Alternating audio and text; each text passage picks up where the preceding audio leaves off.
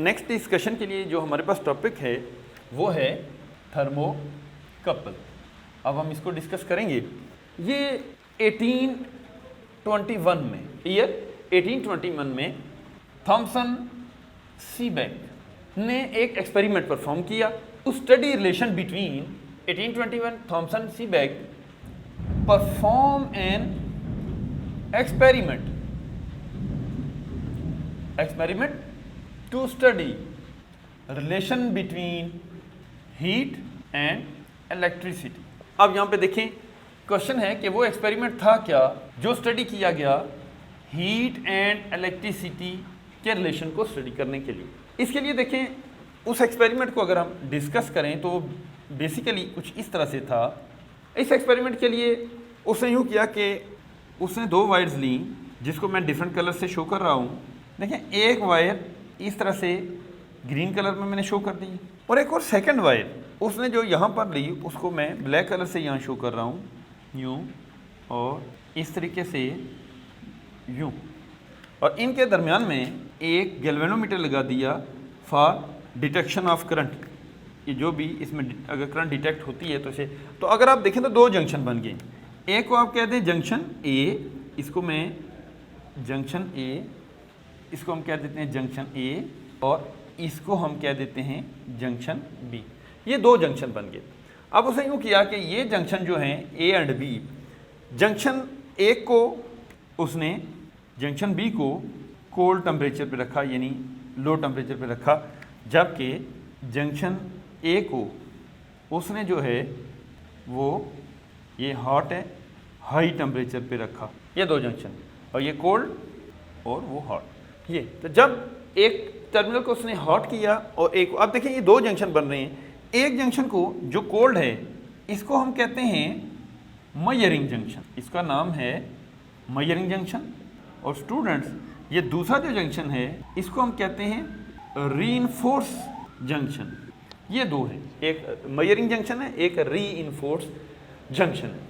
अब जब इन दोनों को, एक को मेजरिंग जंक्शन यानी जंक्शन बी को कोल्ड और ए को किया, तो इसमें उसने क्या किया कि व्हेन दीज जंक्शंस, अब उसने ये इस एक्सपेरिमेंट से ये किया कि when these junctions are kept at different temperature, जैसे कि मैंने आपको दिखा दिया एक्सपेरिमेंट में, केप्ट एट डिफरेंट टेम्परेचर, जब उसने इन दोनों को डिफरेंट टेम्परेचर पे रखा, देन क्या हुआ ये कि गैल्वेनोमीटर शो डिफ्लेक्शन।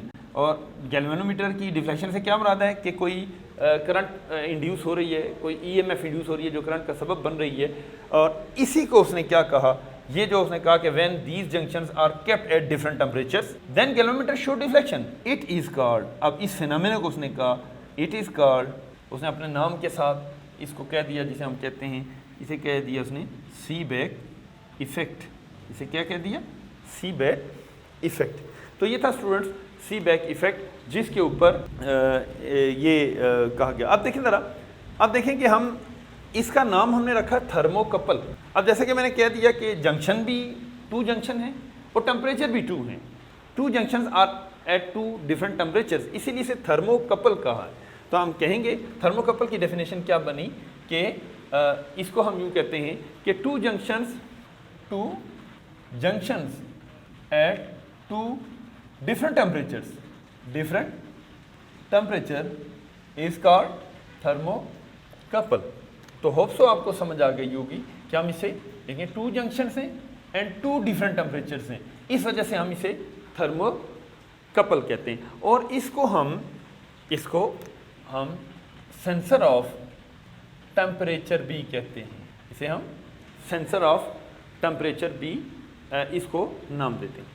अच्छा स्टूडेंट्स, यहाँ पे देखें, ये जो आप जब डिफरेंट टेम्परेचर्स करते हैं तो यहाँ पर ज़रा जो ईएमएफ इंड्यूस होगी, तो जो ईएमएफ इंड्यूस होगी उसको हम कहते हैं, ये कौन सी ईएमएफ होगी? ये थर्मो इलेक्ट्रिक ईएमएफ होगी।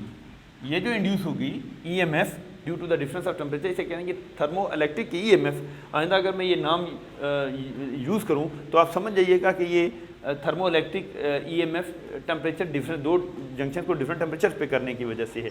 और अब जब इस जंक्शन की वजह से जो करंट होगी उसको हम कहेंगे, उसको भी हम कहते हैं थर्मो इलेक्ट्रिक करंट, जो हमारे गैल्वेनोमीटर को डिफ्लेक्ट कर रहा था। अच्छा स्टूडेंट्स, यहाँ तक हम डिस्कस कर चुके हैं। यहाँ देखें, ये सेंसर ऑफ टेम्परेचर मैंने लिखा है।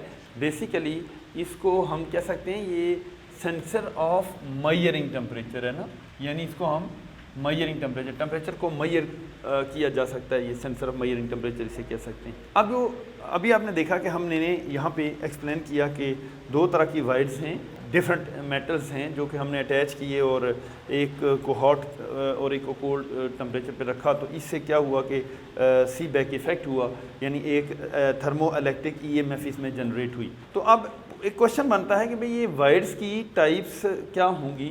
तो यहाँ स्टूडेंट्स हम देखते चलें कि टाइप्स ऑफ वायर्स, यहाँ हम देखेंगे टाइप्स ऑफ वायर। यहाँ हमने देखना है दो तरह की वायर्स इसमें हम यूज़ कर सकते हैं।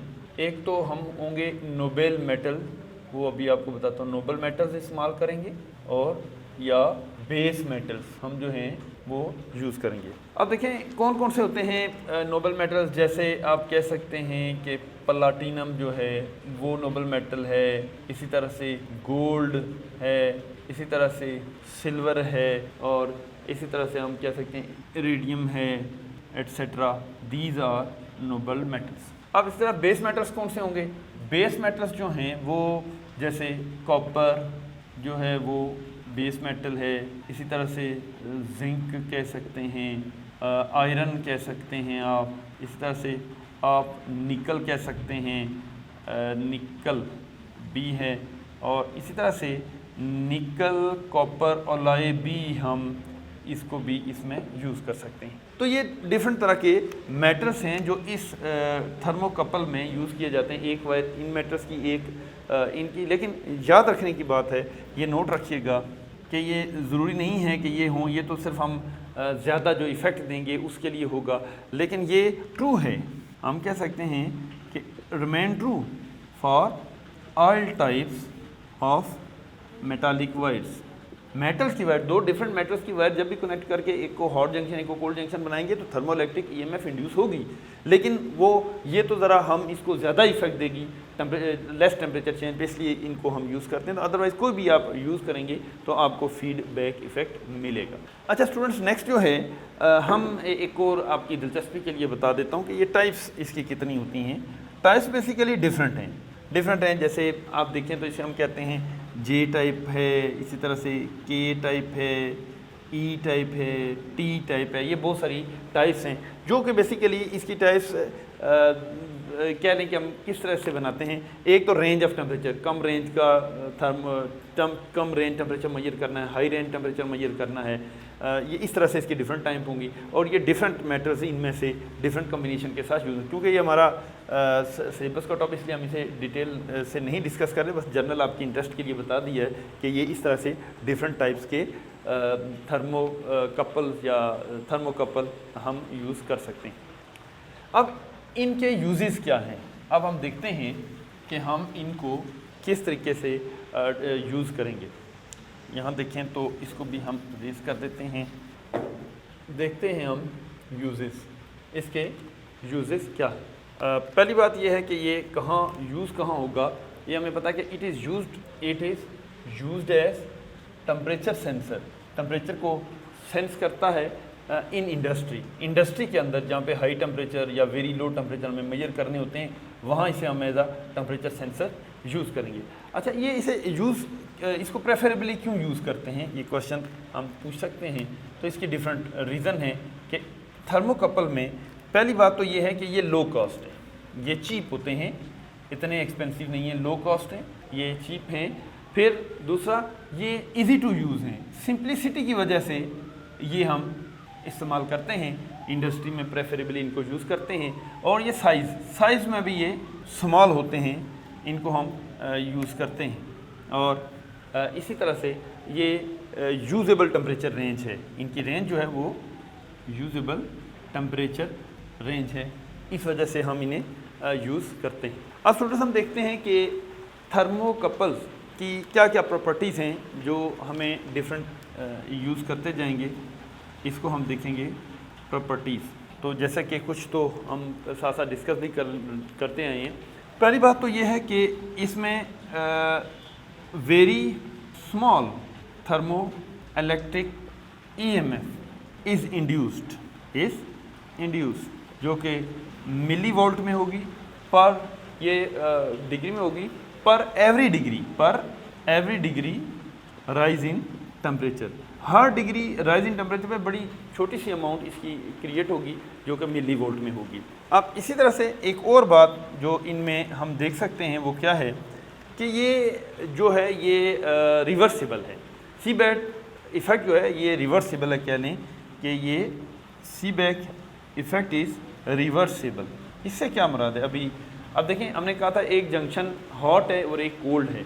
अगर आपने एक हॉट एक कोल्ड रखा है तो एक डायरेक्शन EMF की फ्लो है, करंट की फ्लो है, और गैल्वेनोमीटर एक डिफ्लेक्शन दे रहा है। अगर आप हॉट को कोल्ड और कोल्ड को हॉट कर देंगे तो गैल्वेनोमीटर की डिफ्लेक्शन अपोजिट हो जाएगी, यानी अब वो जो आपको रीडिंग शो करेगा वो इन्वर्स शो करेगा, उल्टा शो करेगा। इसलिए हम इसे कहते हैं कि सीबेक इफ़ेक्ट इज़ रिवर्सिबल। अच्छा, अब इसमें एक और हम देखते हैं कि अगर वायर्स ग्रेटर लेंथ की हों, ग्रेटर सेपरेशन ऑफ जंक्शन में तभी सेपरेशन होगी ना जब वायर ज़्यादा लेंथी होंगी। Greater separation of junction give greater EMF। EMF से मुराद है थर्मो इलेक्ट्रिक EMF। ये जितनी ज़्यादा लेंथी आप वायर यूज़ करेंगे ये उतना ज़्यादा आपको ये देंगे। अच्छा, एक और हम देखते हैं कि ये जो है इन thermo electric EMF is function of time. Thermo electric EMF is a function of time. वो भी हम देखेंगे कि किस तरीके से ये फंक्शन ऑफ टाइम, यानी जो function of temperature, not time, sorry, function of temperature. जो भी आप टेम्परेचर को बढ़ाते चले जाएंगे, जो आप टेम्परेचर बढ़ाएंगे तो ये ग्रेटर EMF की तरफ हम मूव करेंगे। अब यहाँ पे एक और हम करेंगे कि thermo electric EMF is given by a relation. Student, यहाँ पे हमारा कंसर्न रिलेशन की डेरिवेशन नहीं है, इसलिए मैं डायरेक्ट रिलेशन यूज़ कर रहा हूँ। ये एक रिलेशन है जो कि ये हम इसे कहते हैं alpha T plus half beta T square. ये एक रिलेशन है। ये रिलेशन बेसिकली इसको हम कह सकते हैं कि ये प्रोजेक्टाइल के लिए ये रिलेशन जो है ये सिमिलर है प्रोजेक्टाइल के पैराबोलिक फंक्शन है की तरह है। ये पैराबोलिक फंक्शन की तरह है ये। तो ये इसमें अल्फ़ा एंड बीटा क्या हैं? अल्फ़ा एंड बीटा जो है थर्मो इलेक्ट्रिक कोफिशिएंट हैं। अल्फ़ा एंड बीटा और thermo electric coefficient of materials हैं, क्योंकि डिफरेंट वायर्स हैं उनके डिफरेंट होंगे थर्मो इलेक्ट्रिक इफ़ेक्ट्स। तो ये था। Thank you very much.